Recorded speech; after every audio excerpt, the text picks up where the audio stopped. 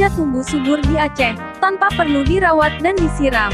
Dulu, sebelum label haram disandangnya, selalu menjadi bumbu penyedap rasa.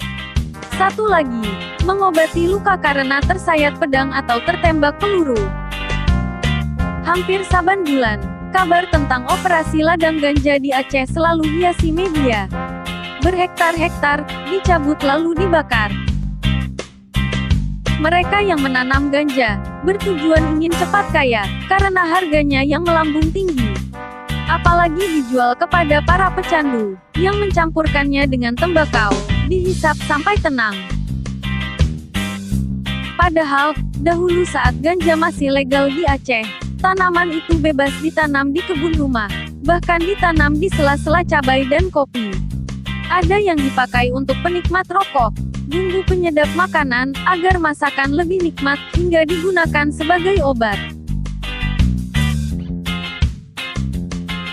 Ganja juga dapat digunakan sebagai obat bius. Menurut sejarawan Aceh, ganja Aceh adalah obat bius untuk pengobatan luka kala perang dengan Belanda. Konon saat pejuang Aceh terkena sabetan pedang maupun peluru Belanda dalam perang, ganja adalah obatnya. Mereka mempergunakan ganja sebagai obat luka dengan cara menghaluskan daun ganja basah, lalu diperas airnya dan ditaruh pada luka tersebut.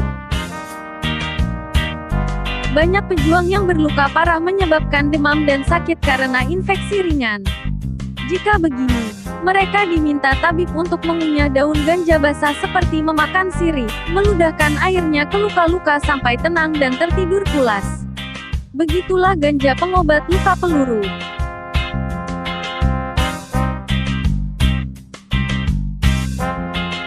Kalau ganja sebagai bumbu dalam makanan, dulunya dalam memasak daging ayam, kambing maupun sapi, orang Aceh menabur sedikit biji ganja yang telah dihaluskan ke dalamnya, untuk membuat daging lebih empuk dan cepat matang.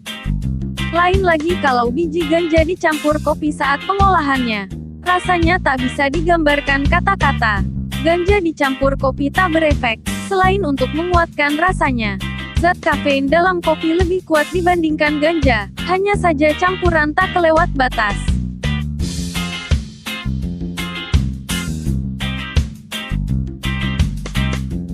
Yang jelas, untuk sekarang tanaman itu masih haram dibudidayakan dan dimanfaatkan dalam bentuk apapun di Indonesia.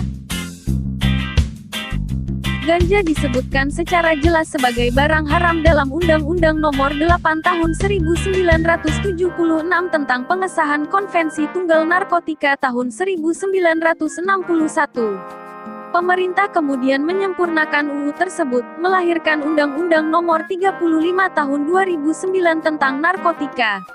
Ganja dimasukkan dalam narkotika golongan 1.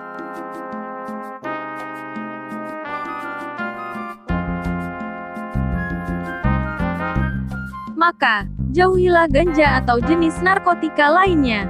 Jangan coba-coba menggunakan narkoba dalam bentuk apapun, karena narkoba adalah perusak bangsa dan negara, juga sebagai musuh negara, musuh agama dan musuh kita bersama.